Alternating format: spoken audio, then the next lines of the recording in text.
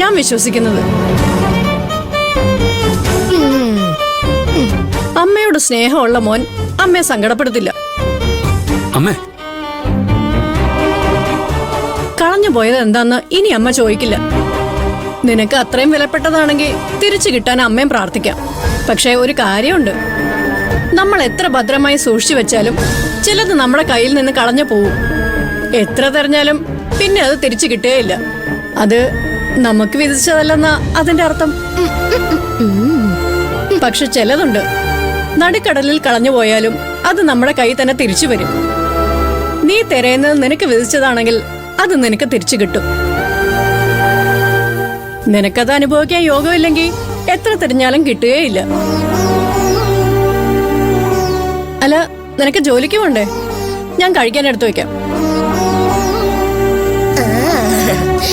നിനക്കത് തിരിച്ചു കിട്ടില്ല. എന്തുകൊണ്ടെന്നറിയോ? എന്റെ പ്രാക്ക്. തിരഞ്ഞ് നടന്ന് നടന്ന് വട്ടുപിടിച്ച് നീ ഒടുവിൽ എന്നോട് പറയും, മോളെ ദർശനെ, എന്റെ പൊന്നനിയത്തിയല്ലേ, നീ അതെങ്ങനെയെങ്കിലും കണ്ടുപിടിച്ച് താന്ന്. കളഞ്ഞു പോയത് എന്താന്ന് അപ്പ നീ തുറന്നു പറയും. ഞാനപ്പോഴേ ചുമ്മാ കണ്ടുപിടിച്ചൊന്നും തരില്ല, ഡിമാൻഡ് വെക്കും. അത് കണ്ടുപിടിച്ച് തരണമെങ്കില് പുതിയ കുർത്തീസ് വാങ്ങി തരണമെന്ന്. നിനക്കത് കിട്ടത്തില്ലടാ. കൂടാ.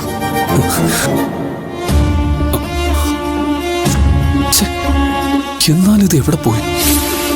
ഞാൻ ഇവിടെ തന്നെ വെച്ചതാണല്ലോ.